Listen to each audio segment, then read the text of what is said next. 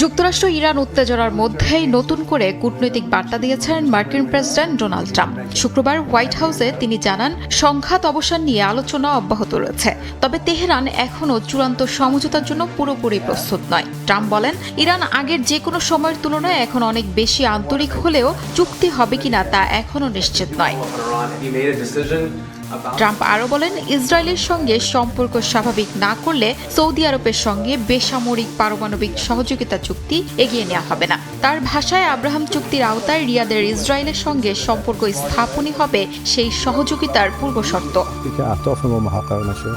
ইরানের পররাষ্ট্রমন্ত্রী Abbas Araghchi বলেছেন, বর্তমান সংকট নিরসনে কোনো মধ্যস্থতাকারীর প্রয়োজন নেই, বরং যুক্তরাষ্ট্রকেই নীতি পরিবর্তন করতে হবে। তিনি জোর দিয়ে বলেন, হরমুজ প্রণালী ইস্যুতে ইরান কোনো চাপ বা হুমকির কাছে নতি স্বীকার করবে না। আরাকচির দাবি, ইরানের জনগণের ন্যায্য দাবি পূরণ না হওয়া পর্যন্ত তেহরান তার অবস্থান থেকে সরে আসবে না।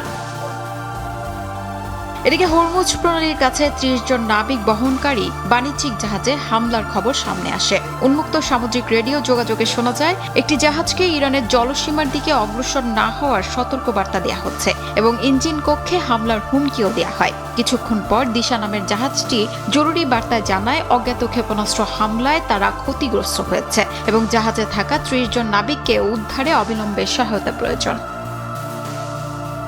অন্যদিকে ইয়েমেনের হাউতি নিয়ন্ত্রিত গণমাধ্যম আল মাসিরা দাবি করেছেন, পশ্চিমাঞ্চলীয় বন্দর নগরী হুদায়দায় সৌদি আরব বিমান হামলা চালিয়েছে। এর আগে হুতিরা সৌদি আরবের বিরুদ্ধে নৌ অবরোধ ঘোষণা করে এবং দুটি তেলবাহী ট্যাঙ্কারে হামলার দায় স্বীকার করে। জাতিসংঘ এই ঘটনার গভীর উদ্বেগ জানিয়ে বলেছে, লোহিত সাগরে বাণিজ্যিক জাহাজে হামলা এবং সামুদ্রিক চলাচলের ওপর নতুন হুমকি পুরো অঞ্চলে উত্তেজনা আরও বাড়বে।